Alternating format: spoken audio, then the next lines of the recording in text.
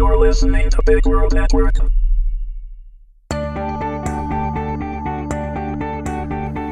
Accidental Passion, Episode 5, Friends, read by Meagan Hedin. Warning: although there is no material subject matter within that couldn't be found in any general bookstore with no age constraint, this series is rated 18 and contains adult situations and content. It is intended for mature audiences only and should not be read if you are uncomfortable with graphic sexual intimacy.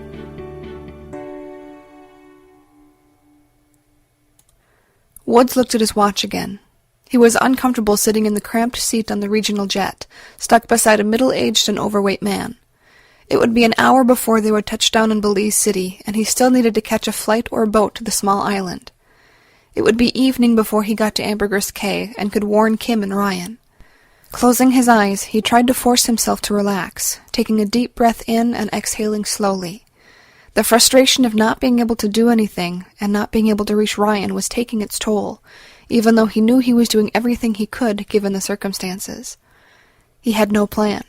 He was unarmed and had no authorization or authority of any kind.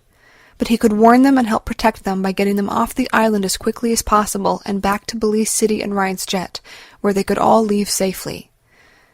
That wouldn't be the end, of course, with Rick still free and eluding the police, and Woods knew they couldn't run forever, especially with Kim's family returning to Detroit after the long weekend. But his objective now was to keep them safe and get them out of Belize before Rick got to them.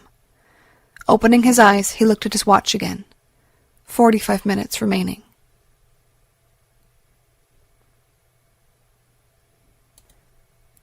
Alicia made a point to spend the day with Mary. She had said all the things anyone else would say, that the lump would be nothing, that she would be okay, and that they shouldn't jump to any conclusions. But the morning was spent in silent frustration for both of them, since it would be Monday before Mary could get a mammogram done, even with her being a hospital employee. Alicia had suggested that they go out shopping at the mall and get some dinner to take their minds off of it. "We should have some fun," she declared. "There isn't anything we can do, so let's not let it ruin our day." They actually did have a little fun, buying some items for their place and trying on clothes. The lump had been mentioned only once during the afternoon, when Mary came out of a dressing room wearing a sexy teal blouse that accentuated her breasts. "You look amazing," Alicia declared. "I wish I could pull off something like that." "It may end up being lopsided if I lose one," Mary said, adjusting her breasts in the blouse. After a silent pause, she quickly added, "I'm sorry. We weren't going to talk about it." Alicia pulled Mary close and gave her a hug, not the least bit concerned about other women moving in and out of the dressing rooms. "It's okay," she whispered. "It's okay." They stood like that for several moments before Alicia let go and smiled at her. "Come on, let's go get some dinner. I'm in the mood for Chinese." As Mary headed back into the dressing room, Alicia called out after her, "And keep that sexy blouse."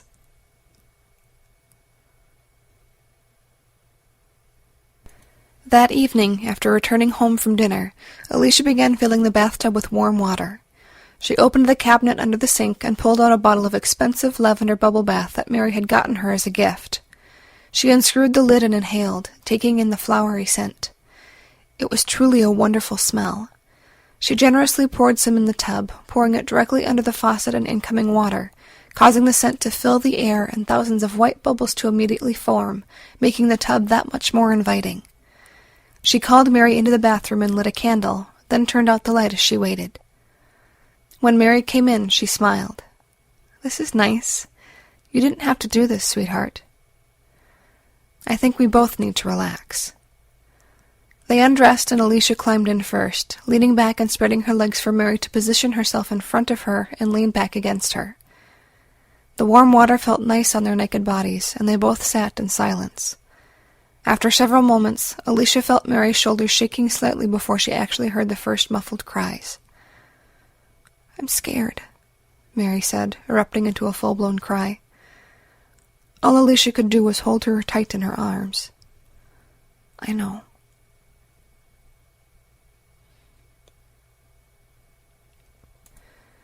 Ryan, slightly tipsy from their pre-dinner cocktail at his place, swerved back and forth in the golf cart with Kim beside him laughing hysterically.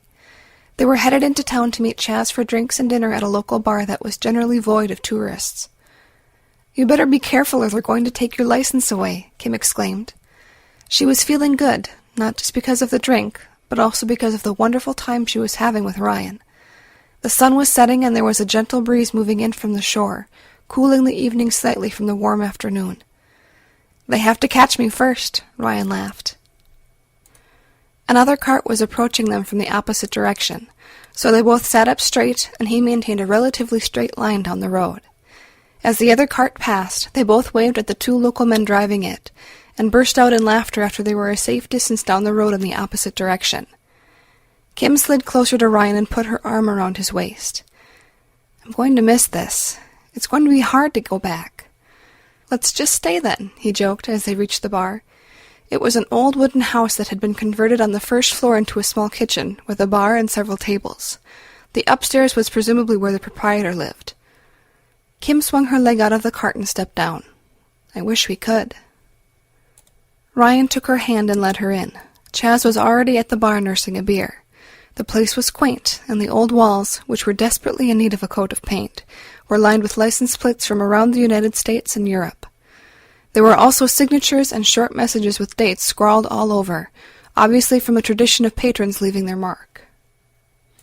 Chaz stood up and gave Kim a quick hug and slapped Ryan on the arm. "Let's grab a table." They sat down and ordered beers. The bar wasn't air-conditioned, and a cold beer seemed the perfect beverage for the evening.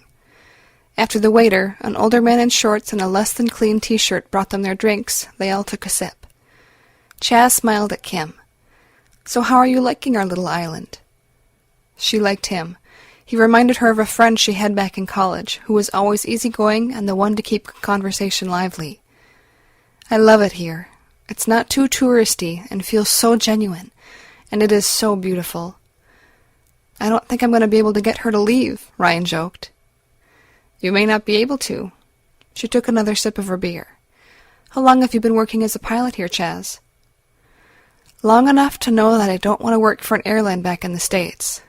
I don't think that they would allow the Bermuda shorts and sandals." They all laughed. "When are you going to let me fly that jet of yours?" he asked Ryan, smiling. "Any time. I just don't think I could ever get you to leave long enough." The older man came back to the table and set down a bowl of pretzels without saying a word. "Talkative fellow," Kim laughed after he returned to the bar. "Oh, that's Roger. He moved here from London 35 years ago when Belize was still under British rule. He's actually a pretty damn nice guy," Chaz answered. Ryan continued the story. He was a former government official before the British gave the country back. His wife left him here, took the kids, and moved back to London. So he just stayed and opened this place. He's been here ever since. "And he would do anything for any of us without question," Chaz added. "And he makes the best burgers on the island," Ryan said, holding up his glass. "To great burgers." "To great burgers," Kim and Chaz replied, holding up their mugs as well. After they all took a sip, Chaz asked, "Speaking of friends, I thought your friend would be joining us tonight." Ryan looked blankly at Chaz. "My friend?" "Yeah, he was on my last flight to the island today. Said he knew you and was from Detroit." Kim looked at Ryan with a terrified look. "You don't think?" "No way he could have found us," Ryan reassured her. "What are you talking about?" Chaz asked, reaching into the pretzel bowl. "Chaz, what did he look like?" As Chaz described Rick, Kim stared at Ryan, feeling her entire body go cold despite the warm, humid air.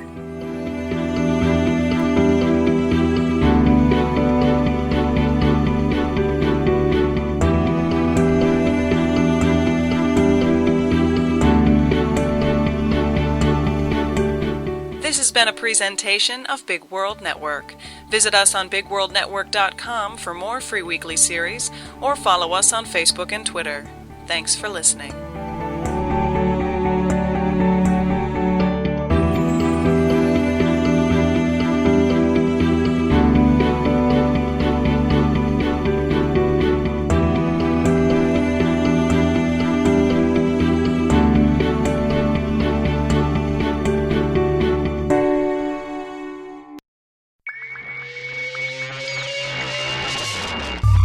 You're listening to Big World Network.